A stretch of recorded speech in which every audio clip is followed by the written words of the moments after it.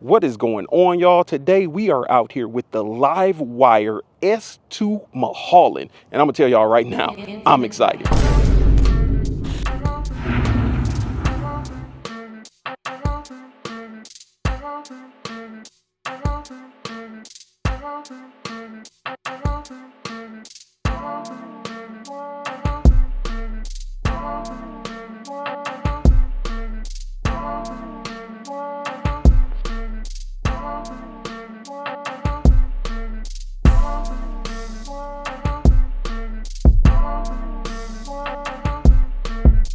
Let's go over a few of the specs of the motorcycle. One of the big things is these electric bikes do 0 to 60 in 3 seconds. You've got L1 and L2 charging. I'm not too sure what that is. I mean, it charges two different ways. You got a quick charge and a normal charge. It's got 184 foot-pounds of torque. That's right, I said it. 184 foot-pounds of torque. And I guess you gotta have that to be able to do 0 to 60 in 3 seconds. You've got a 19-inch front wheel. I believe this is a 120 tire. You've got the 17-inch rear wheel that's sitting on a 180 tire. You've got this minimal, almost like dual sport inspired seat on here. This bike really looks like a tracker bike to me, and I love the styling of it. It does look good. As you can see, they finally got rid of the false tank where it looks like the bike has a gas tank. This one don't look like it got no gas tank because it don't. You've got a taller suspension up front. You've got the breakout headlight. That's basically the headlight off of the breakout, or it looks exactly like it, but it's full LED lighting all the way around, so can't knock it. It's basically like a stripped down FXR inspired look to me. I think LiveWire was going for a stripped down FXR inspired look. The fenders on this bike now are cap hemp instead of the petroleum based plastics they usually use. All the secondary components are recycled ocean plastics. This seat is PVC free silicone rather than leather or vinyl. Got these MX style pegs. You got flip down mirrors. I mean, I love the look of this bike. Let me know, what do y'all think about the look? But yeah, let's get on the road. Check out that view. This is a nice day out, wouldn't y'all say? All right, let's take a real quick look at the display here. As it's coming on, it's a very vivid display. I'm hoping that the camera is picking that up. You got plenty of options. You hit this button right here and you can go into your menu. You got navigation on here. I believe the navigation has to be connected to a Bluetooth device and be using the LiveWire app. You got music control. You got information about your bike. If you hit that, you can do your diagnostics. It tells you what your tire pressure is. All of that good stuff in here. Press it again and you're into settings.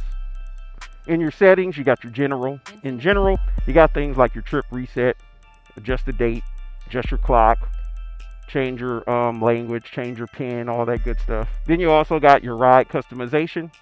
You actually get road mode, sport mode, rain mode, eco mode, and 2 custom modes, which is pretty cool.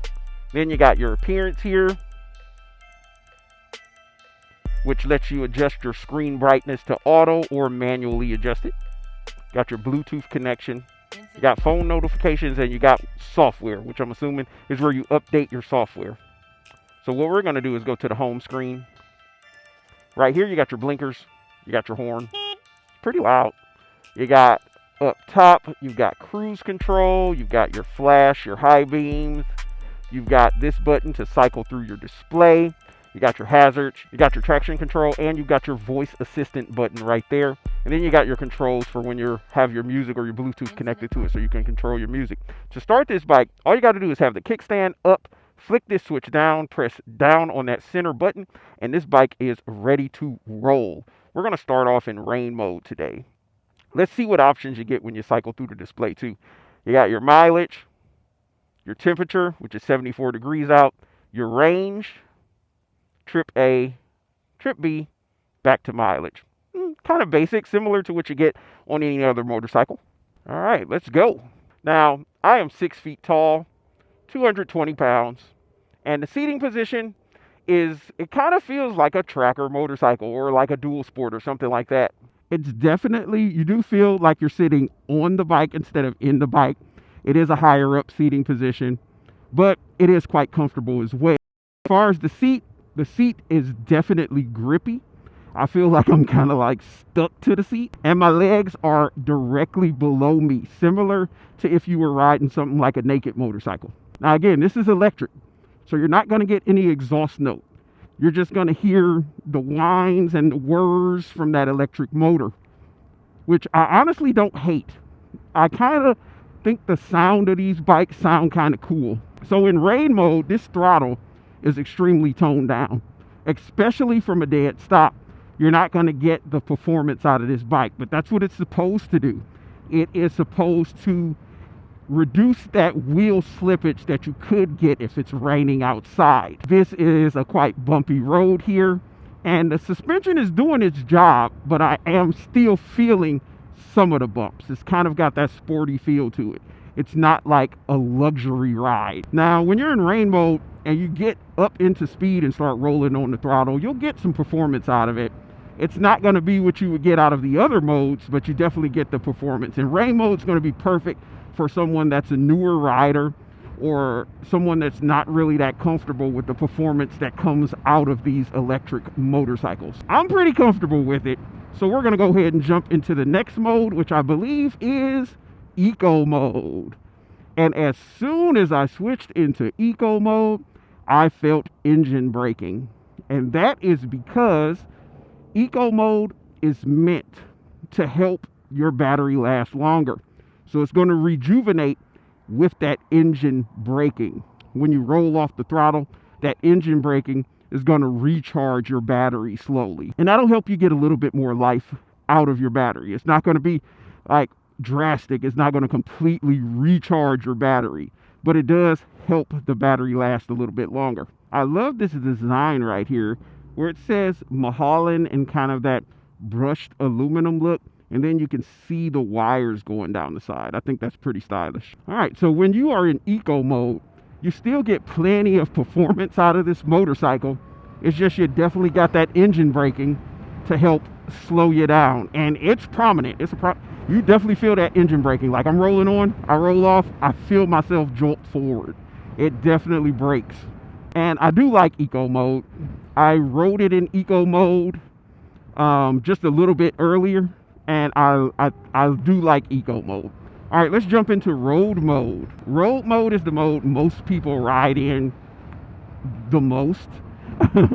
It's going to be similar to eco mode, but you're not going to get all of that regenerative braking. I can barely say the word, but it's not going to regenerate your battery as aggressively upon rolling off throttle. Like when I'm in road mode and I let go of throttle, I don't feel any engine braking whatsoever.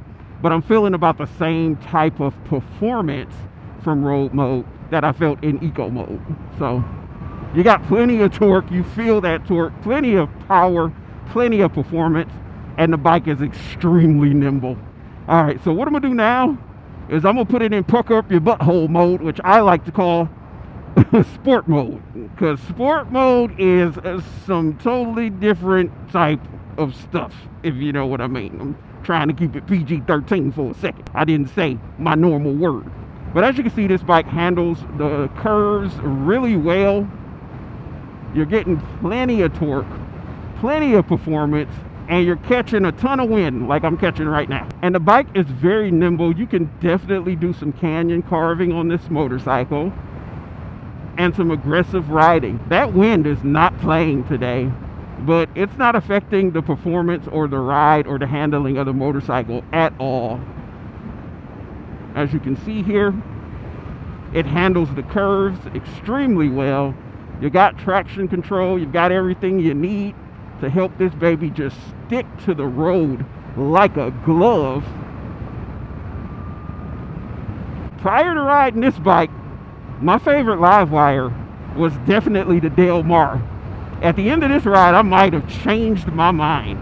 The crazy thing is, a lot of motorcycle manufacturers, when you're actually trying to decide on which motorcycle you want to get, a lot of manufacturers, the bikes, the biggest difference in them is the aesthetics, the way they look. This bike will turn on a dime, even though I didn't do it very well. The biggest difference is like the aesthetics, the way the bike looks and things like that.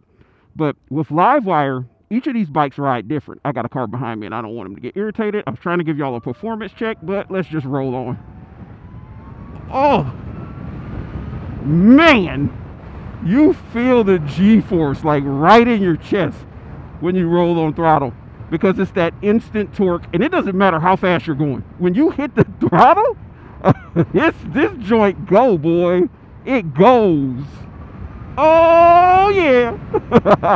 So I'm gonna tell y'all right now, if you're in pucker up your butthole mode and you're about to go fast, you know you're about to roll on throttle, lean into it, get low, and hit the throttle. Because if you're just sitting straight up, you might end up somersaulting off of this baby. It's very likely for you to just fly off the bike because there's that much torque. You got very little lumbar support back there, but the seat's so grippy, it doesn't really feel like I'm moving around on it. It does have a grippy seat. I'm gonna throw it back in eco mode on this road because sometimes there's quite a bit of traffic and I don't want to be stupid in sport mode. All right, we're in eco mode. This bike is amazing. Even in eco mode, I'm feeling that torque and that G-force and that performance because of the fact that it's instant torque, and the bike is so nimble. It handles really well. The steering is very stiff. If you're going in a straight line, you're going to go in a straight line. When you're ready to turn the bike, it's turning. You can tell this bike was well developed, well designed, and has a premium feel. Oh my God, I love this thing. I don't even miss the fact that I'm not shifting gears. Like, that's one of the things I love so much about a motorcycle, is being able to shift gears and to hear that motor revving and all of that. I don't miss any of that on this bike. Man, I like this thing. I like it a lot. I like it a lot. And I'm actually starting to like that noise a whole lot. Like, I don't think that's a bad. It sounds cool. Sounds like a Star Trek or a Star Wars fighter or something like that. And I don't know if they actually came up with that sound that they want this bike to make or what, but I think they picked a really good sound for it. But that is my ride on this baby. I will tell y'all right now, I do like this motorcycle better than the Del Mar. The Del Mar is a great machine, but between the three, the LiveWire one, the Del Mar, and this one's winning. I feel like each time LiveWire puts out a bike, they're making it even more and more fun.